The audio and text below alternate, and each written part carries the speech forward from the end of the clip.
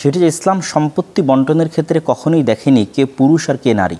ইসলাম পর্দার বিধান আরোপ করার ক্ষেত্রে নারীর উপর যেমন পর্দার বিধান আরোপ করেছে, ঠিক তেমনই পুরুষের উপর পর্দার বিধান আরোপ করেছে। একটা সোসাইটিতে যে কালচার এবং সংস্কৃতি চলমান আছে সেটি যদি ইসলাম বিরোধী না হয়, তাহলে সেই সংস্কৃতি এবং সেই কালচারের বিরুদ্ধে ইসলাম যায় না। সুপ্রিয় দর্শক, আসসালামু আলাইকুম রহমতুল্লাহি ওয়া বারাকাতুহু। বৈষম্য এই শব্দটি এই সময়ে বহুল কথিত। এই বৈষম্য যদি হয় নারীর সাথে, আর সে বৈষম্য যদি করে থাকে ইসলাম, তাহলে তো এই বিষয় নিয়ে অনেক কথার দাবি রাখে। আর সে কথাগুলো বলবার আর শুনবার জন্যেই আপনাদের সাথে হাজির হয়েছি আমরা আকিজ পাইপস নিবেদিত জীবন বিধান অনুষ্ঠানে। এই আয়োজনে আপনাদের সকলকে স্বাগত জানাচ্ছি।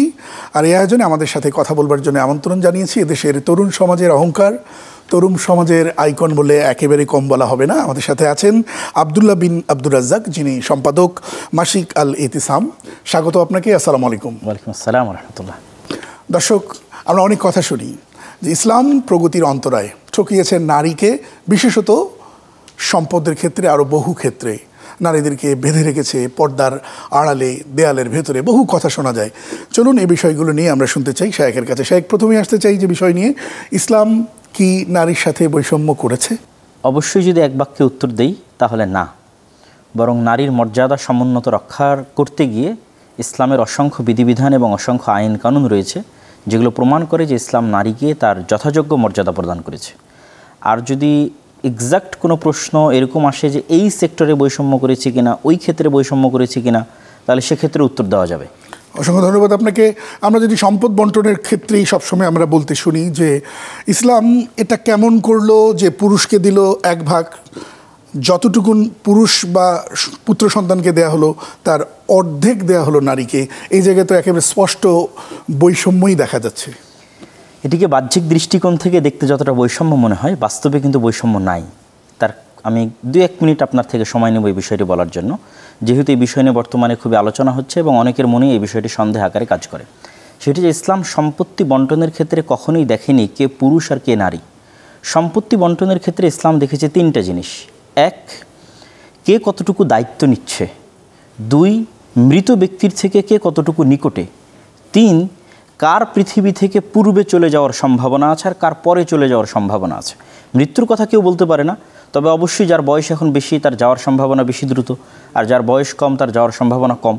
এই 3টে বিষয়কে সামনে রেখে মূলত সম্পত্তির বন্টন করা হয়েছে। কখনই নারী এবং পুরুষ লিঙ্গের উপর ভিত্তি করে ইসলামের সম্পত্তি বন্টন করা হয়নি।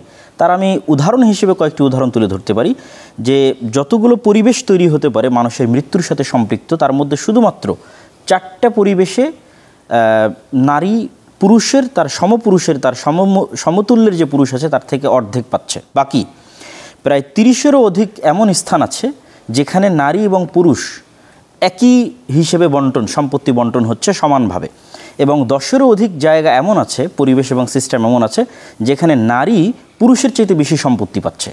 আর এমনও কিছু স্থান এবং প্লেস আছে যেখানে পুরুষ কোনোই সম্পত্তি পাচ্ছে না কিন্তু নারী সম্পত্তি পাচ্ছে। একটু যদি ব্যাখ্যা করতেন। যে এটা একটু উদাহরণ না দিলে অবশ্যই আমাদের কাছে প্রশ্ন থেকে যাবে। যেমন একটা উদাহরণ যেটাতে আমি বললাম যে নারী এবং পুরুষ সমান পাচ্ছে, সেটি হচ্ছে কোনো ব্যক্তি যদি মারা যায় এবং সে যদি তার সন্তান সন্ততি রেখে যায় এবং তার বাবা মা একসাথে রেখে যায়, সেক্ষেত্রে তার বাবা এবং মা উভয়ই 1/6 সম্পত্তি পাবে।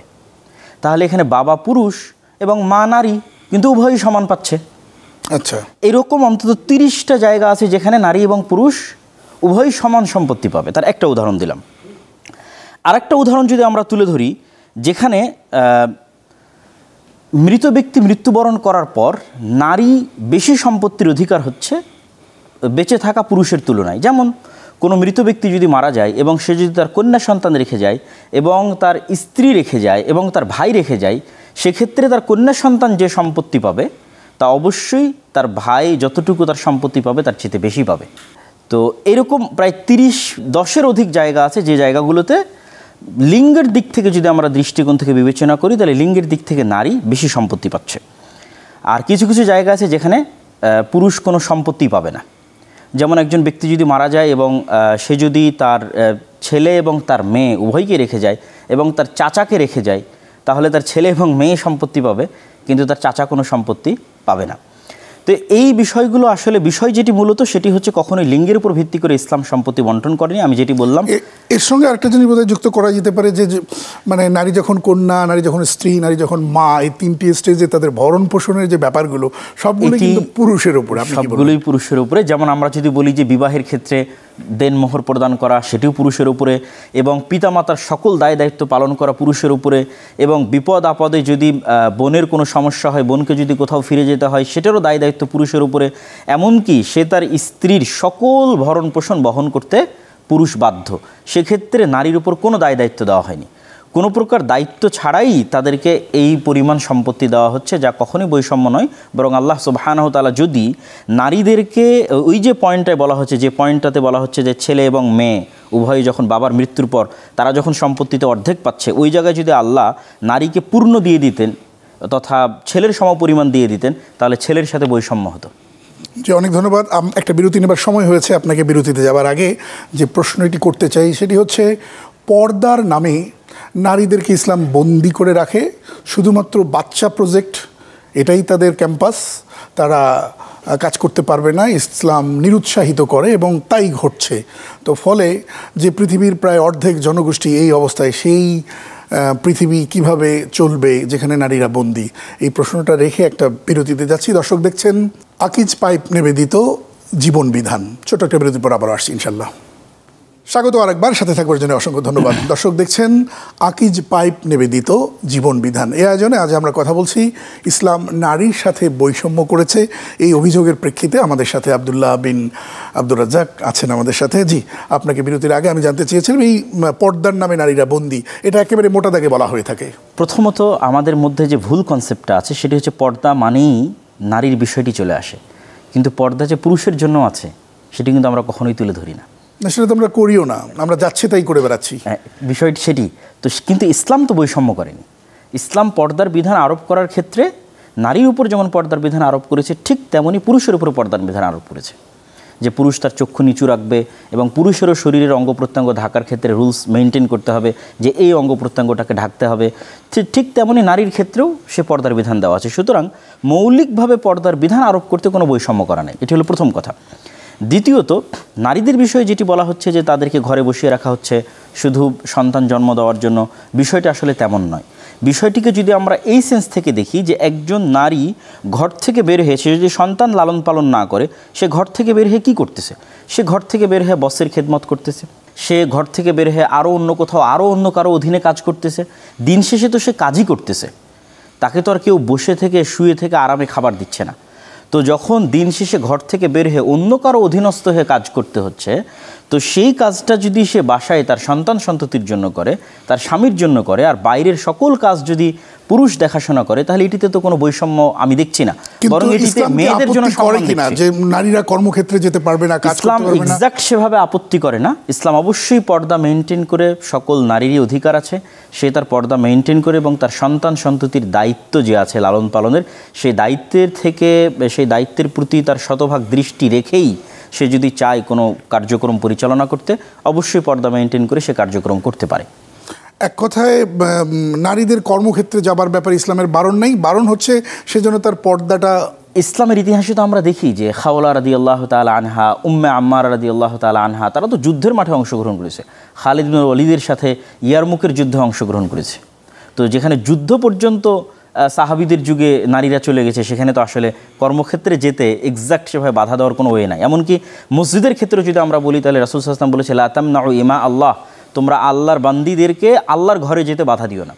তাহলে মসজিদের ক্ষেত্রেও তাদের যাওয়ার অনুমতি দেওয়া আছে, যুদ্ধক্ষেত্রে যাওয়ার অনুমতি দেওয়া আছে। আপনি মসজিদের প্রসঙ্গ যখন নিয়ে আসলেন তখন মনে পড়ে গেল, বাংলাদেশের বেশিরভাগ মসজিদ বললে বোধহয় কম বলা হবে, অন্তত 90% বা তার চেয়েও বেশি মসজিদে নারীদের নামাজ পড়বার কোনো জায়গা নেই, এবং ঈদগাহেও নারীরা যান না। এ ব্যাপারে ইসলামের বক্তব্য। এটি আমাদের দেশে প্রচলিত অনেক বড় একটি কুসংস্কার, যেখানে আমরা একই সময়ে আমরা বাজারে যাচ্ছি, মার্কেটে যাচ্ছি, তাদের বাজারে মার্কেটে যাওয়ার আমরা অনুমতি দিয়ে রেখেছি, তারা যাচ্ছে, কিন্তু ঠিক ওই বাজারের যে মসজিদ আছে সেই মসজিদে ওই নারী সালাত আদায় করতে পারছে না। এটি এই বৈষম্যটা আমরা তৈরি করে রেখেছি, ইসলাম তৈরি করেনি। এটা আমাদের সমাজের কুসংস্কার, এটিকে আমাদের ভাঙতে হবে। আর ঈদগাহের বিষয়ে যেটি বললেন সেটি তো রাসূলুল্লাহ সাল্লাল্লাহু আলাইহি সাল্লাম স্পষ্ট আদেশ দিয়ে রেখেছেন যে তোমরা অবশ্যই ঈদগাহে উপস্থিত হবে। যদি অন্যের ধার করা তোমাদের কাপড় নিতে হয়, ওড়না নিতে হয়, বোরখা নিতে হয়, তো অন্যের থেকে ধার করে হলেও তোমরা ঈদগাহে উপস্থিত হবে। সুতরাং এই যে বৈষম্যটার কথা আপনি বললেন আমাদের দেশে চলতেছে, অথবা এই সাবকন্টিনেন্টে ভারত উপমহাদেশে চলতেছে, এটি আমাদের তৈরি করা বৈষম্য, ইসলামের নয়। আপনি তো দায় নিয়েই নিয়েছেন আমাদের, অর্থাৎ আলেম সমাজের, এবং আলেম সমাজ এই জায়গাটায় ওনাদের ব্যাখ্যাটা কি আসলে নারীরা কেন মসজিদে যেতে পারবে না, বা ওনারা যে ব্যাখ্যাটা দিয়ে থাকেন সেই ব্যাখ্যাটা আসলে বর্তমান যুগের জন্য অযৌক্তিক এবং অযোগ্য ব্যাখ্যা। ওনারা দিয়ে থাকেন যে ফিতনার আশঙ্কা, কিন্তু আমরা জানছি, দেখতে পাচ্ছি, যেটা আমি আপনাকে বললাম যে অ্যাট এ টাইম সে মার্কেটে যাচ্ছে, তো ওই মার্কেটে যে মেয়েগুলো যাচ্ছে তারা যদি মার্কেটে নাই যেত, আমি হয়তো তখন বলতাম যে না, এখানে আমার মসজিদের দরকার নেই, যেহেতু এখানে মেয়েরা আসে না। তো অ্যাট এ টাইম যে মেয়েগুলো মার্কেটে যাচ্ছে তার অন্তত সালাতের ব্যবস্থা তো আমি রাখতেছি না, তাহলে তাকে বাজার করার সুযোগ দিচ্ছি, কিন্তু সালাতের সময় হলে তাকে সালাত আদায়ের সুযোগ দিচ্ছি না। তো ওনারা যে ব্যাখ্যাটা দিয়ে থাকেন সেটা হচ্ছে ফিতনার আশঙ্কা। বাট রাসূলুল্লাহ সাল্লাল্লাহু আলাইহি সাল্লামের যুগে মেয়েরা নিয়মিত মসজিদে যেতেন, তার অসংখ্য প্রমাণ আছে, এটি কেউ অস্বীকার করবেন না, সবাই মেনে নেন। অনেক পুরুষ অথবা হাজবেন্ডরা তাদের স্ত্রী বা অধীনস্থ যারা নারী থাকেন তাদের কাছে খুব বেশি প্রত্যাশা করেন যে শ্বশুর শাশুড়ি বা স্বামীর বাবা মা তাদেরকে খিদমত করতে হবে, এবং বাউন্ড যে ফোর্সটা করা হয় বা একেবারে চাপিয়ে দেওয়া হয়, সেই বিষয়টাকে ইসলাম কিভাবে দেখে? কারণ এই কারণে অনেক সংসার ভাঙতে আমরা দেখছি যে তোমার বাবা মার সেবা আমি করতে পারবো না, এটা তোমার বাবা মার সেবা তুমি করো, এটা নারীর অনেক সংসারে নারীদের বক্তব্য হয়ে থাকে। আর অনেক পুরুষরা এটা চাপিয়ে দেন যে আমার সংসার করতে হলে আমার পিতামাতার সেবা শুশ্রূষা তোমাকে করতেই হবে। প্রথমত ইসলামের একটা মৌলিক মূলনীতি হচ্ছে যে স্থানীয় কালচারকে ইসলাম অস্বীকার করে না। একটা সোসাইটিতে যে কালচার এবং সংস্কৃতি চলমান আছে সেটি যদি ইসলাম বিরোধী না হয়, তাহলে সেই সংস্কৃতি এবং সেই কালচারের বিরুদ্ধে ইসলাম যায় না। রাসূলুল্লাহ সাল্লাল্লাহু আলাইহি ওয়াসাল্লামের যুগে মক্কা এবং মদিনায় আরবদের যে কালচার ছিল, সেই সকল কালচারের বিরুদ্ধে রাসূল সাল্লাল্লাহু আলাইহি ওয়াসাল্লাম যাননি। একমাত্র যে কালচারগুলো ইসলাম বিরোধী ছিল, এটা হচ্ছে আমাদের দেশীয় কালচার, এই সাবকন্টিনেন্টের কালচার, যে আমরা মনে করি যে আমরা যদি আমাদের ছেলেকে বিবাহ দিই তাহলে ছেলের বউ যেন শ্বশুর এবং শাশুড়ির খেদমত করে। তো যেহেতু এটি একটি সোসাইটি কালচার এবং উভয় পক্ষের মধ্যে আন্ডারস্ট্যান্ডিং থাকে, তো উভয় পক্ষের মধ্যে যে আন্ডারস্ট্যান্ডিং থাকে, তখন ইসলাম এরকম বলবে না যে এটি করা উচিত নয়। ইসলাম এতটুকু বলবে যে এটি করতে বাধ্য, এই মর্মে কোনো দলিল কোরআন এবং হাদিস থেকে নাই। কেউ যদি বলে যে কোরআন এবং হাদিসের আলোকে একজন মেয়ে তার শ্বশুর শাশুড়ির খেদমত করতে বাধ্য, তাহলে আমরা বলবো এটার কোনো দলিল নাই। বাট যেহেতু এটা একটা সোসাইটির কালচার এবং উভয় পক্ষের আন্ডারস্ট্যান্ডিংয়ের মধ্যে হচ্ছে, সেহেতু আপনি যখন এইটার বিরুদ্ধে ফাইট করতে যাবেন, অনেক সময় অনেক সমস্যার মুখোমুখি হবেন, যেগুলো হয়তো আপনি সামাল দিতে পারবেন না। জি, অসংখ্য ধন্যবাদ আপনাকে। সময় থাকলে আরও শোনা হতো। আমাদের স্টুডিওতে আসবার জন্য অনেক অনেক ধন্যবাদ আপনাকে। জাযাকাল্লাহ। দর্শক দেখছিলেন আকিজ পাইপস নিবেদিত জীবন বিধান। আজ এ পর্যন্তই। আসসালামু আলাইকুম ওয়া রাহমাতুল্লাহ।